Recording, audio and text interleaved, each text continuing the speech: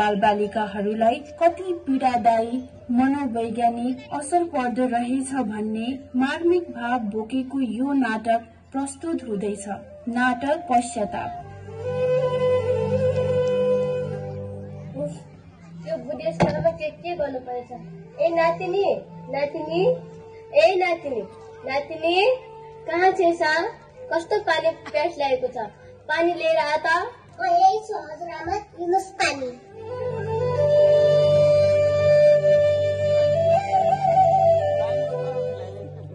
अनि तेरो बाउ कहाँ गयो? देखिन त। अघि न त यतै हुन्थ्यो, खै कहाँ जानुभयो? होइन, के गर्दैछ यता नातिनी गएको? केही होइन बाबा, हजुरआमासित कुरा गर्दै थिएँ। अनि त चाहिँ कता डुल्न गएछिस् नि? छोरी पनि ठुलो हुँदैछिन्, अब यिनलाई राम्रोसँग पढाउन त नेपाल बसेर होला जस्तो छैन। विदेश जाऊ कि भनेर यसो साथीभाइसित भेट्न गएको थिएँ। होइन, किन जानु पर्यो त तँलाई विदेश? यसकी आमाले त छोडेर गइहाले। त यहाँ बसेर छोरीले राम्रोसँग हेर्ने कि विदेश जाने? तँलाई के नपुग्दो छ? त्यस्तो होइन नि आमा, आरोहीलाई राम्रोसँग पढाउन अनि तपाईँलाई बुढेसकालमा औषधि उपचार गर्न विदेश त जानै पर्छ। केही वर्षको कुरा त हो, म आइहाल्छु नि आमा। बाबु, एकातिर परिवार, अर्कोतिर जिम्मेवारी। उफ, म बुढीले भनेको के हुन्छ र?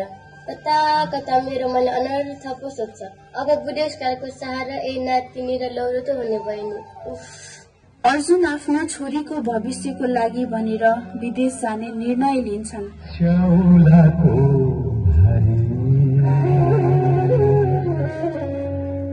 खाली गोडा गे गरो बाटो,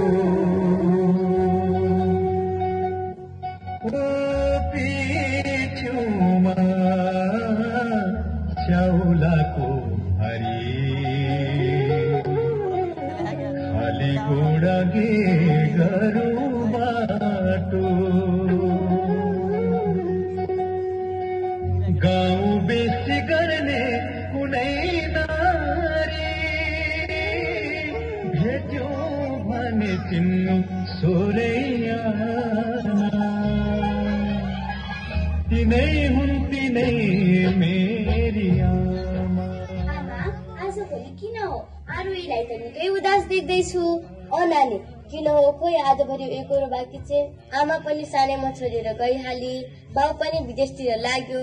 बाउ आमाको मायाले सताएर पो हो कि टोलाइ राख्छ।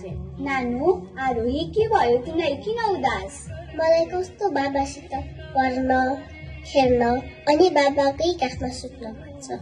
चिन्ता नगर, एक दिन तिम्रो मायाले उहाँलाई अवश्य तान्नेछ। म पनि यही त छु नि, केही समस्या पर्यो भने मलाई भन ल। हस् आन्टी।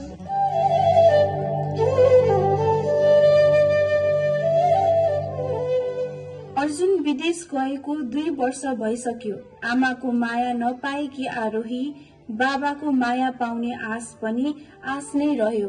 त्यही पनि उनी बुबाको फर्कने आशमा निराश भएर आफ्नो हजुरआमालाई सोचिन्। हजुरआमा, बाबा कहिले आउने? तेरो बाउ विदेशमा पैसा कमाउन गएको, दुःख गर्दैछ। बिस्तारै आउला नि, धेरै चिन्ता नले, त आफ्नो पढाइमा ध्यान दे।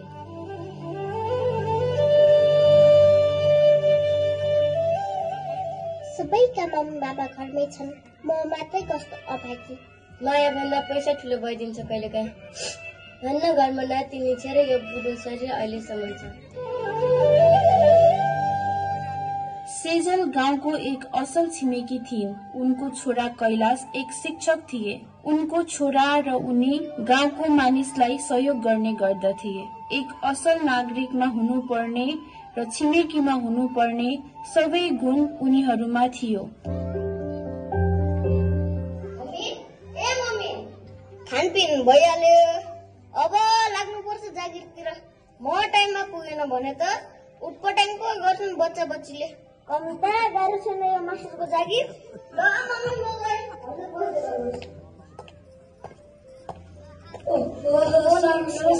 नमस्कार नमस्कार। कता हिँड्नुभयो कोदालो बोकेर? कहाँ हुनुहुन्छ? किसान परियो, खेतबारीमा जाँदैछु। हामीले त पढ्न पाएनौँ, हजुरले पढ्नु भएको छ। हाम्रा केटाकेटीलाई राम्रोसँग हेर्दैन होला। ए हस् भइहाल्छ नि, यो त मेरो कर्तव्य हो हजुर। हस्त सर, नमस्कार। ए आरोही कता हिँडिस्? अनि तेरो बाद विदेशबाट आएको छैन होला? कहिले आउँछ त्यो? कि पैसा मात्र पठाएर टार्छ? खै अङ्कल पैसा त पठाउनु थियो, आउने कहिले हो थाहा छैन। राइला काकाको कुराले आरोही निराश हुँदै विद्यालयतर्फ लाग्छिन्। आरोही विद्यालयको कक्षा कोठामा बसिरहेको बेला उनको साथीहरू उनको नजिक आउँछन् र भन्दछन्, ए आरोही त किन बोल्दिनस्? के ठुलो मान्छे बन्यो कि त? तेरो आत्मा पनि त विदेशै गएको जस्तो छ, बोल्न पनि गाह्रो हुन्छ तँलाई।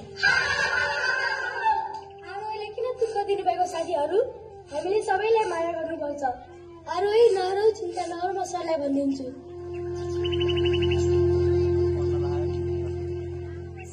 सर कैलाश सर, के भयो महेश? सर आरोहीलाई साथीहरूले जिस्काइरहेका छन्, आरोही रुनु भएको छ। हो र, ल क्लासमा जाउँ। किन यस्तो चुपचाप? आरोही के भयो तिमीलाई? किन रोइरहेकी? केही होइन सर, साथीहरूले मजाक गर्दै हुनुहुन्थ्यो। कस्तो किसिमको मजाक हो यो? यस्तो नि मजाक हुन्छ? आरोहीको आत्मविश्वास तोडेर पनि हुन्छ? यो मजाक हो? साथीको अपमान गर्नुलाई पनि के मजाक भनिन्छ? यही हो तिमीहरूले पढेको? एक साथीले अर्को साथीलाई अप्ठ्यारोमा सहयोग पो गर्नुपर्छ। आरोही अहिले कठिन परिस्थितिमा छिन्, उनीलाई सबैले माया गर्नुपर्छ। उनीलाई अप्ठ्यारो परेको छ, उनी पीडामा छिन्, यस्तो बेलामा सबैले माया पो गर्नुपर्छ। के तिमीहरूलाई थाहा छ, जो कठिन परिस्थिति पार गर्छन् तिनीहरू नै एक दिन सबैभन्दा बलियो बन्नेछ, बुझ्यौ नि?